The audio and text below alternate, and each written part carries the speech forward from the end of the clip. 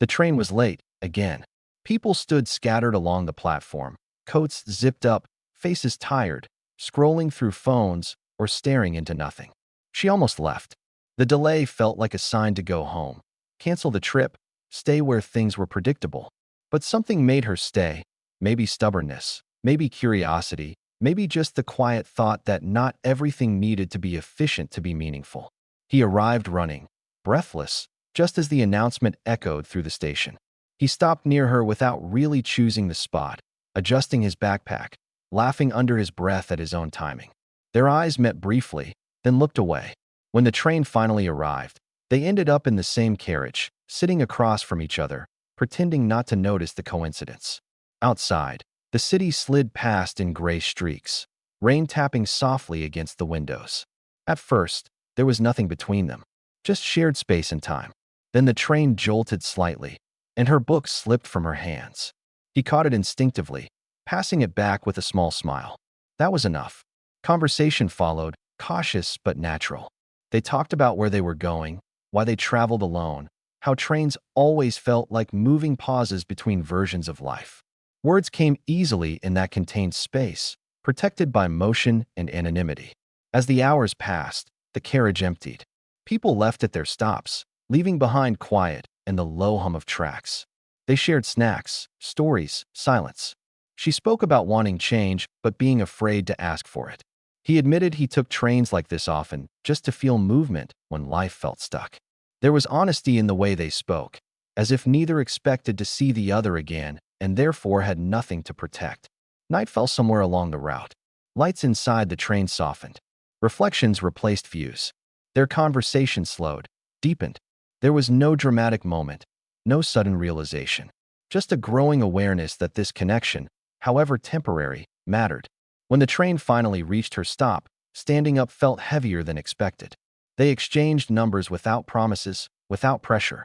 A simple decision, left open. The doors closed behind her. The train moved on. They waved once, then looked away. She walked into the night feeling changed, but not shaken. He stayed seated, watching darkness rush past, carrying something quiet with him. They didn't know yet if this was a beginning or just a moment. But they both knew the same thing. Sometimes the most important journeys aren't planned, and the people you meet along the way don't stay because they have to, but because you choose to remember them. The days after the train ride felt slightly out of focus, like reality hadn't fully settled back into place. She returned to her routine, work, errands, familiar streets, but everything carried a quiet echo of movement. She caught herself thinking in pauses, the way she had on the train, letting thoughts finish instead of cutting them off. His name appeared on her phone later than expected, not rushed, not dramatic. Just a message asking if she'd arrived safely. She smiled at how simple it was, how enough that felt.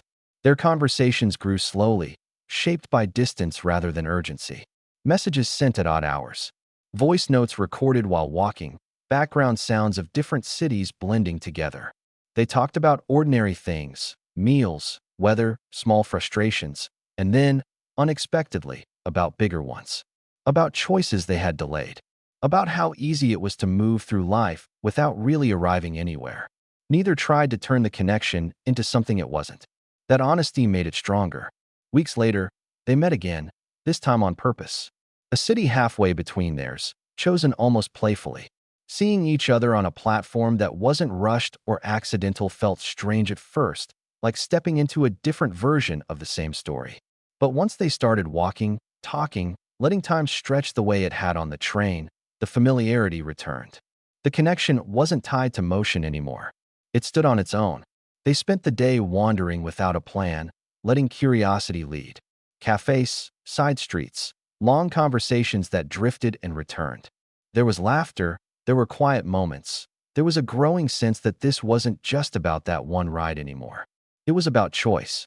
About continuing something that had begun without expectation but refused to fade. When they parted again, the goodbye felt different this time. Not heavier, just clearer. They didn't promise outcomes. They promised presence. And as trains carried them in opposite directions once more, both understood something important. Some connections start in motion, but they last because you decide to keep meeting, not by accident, but by intention.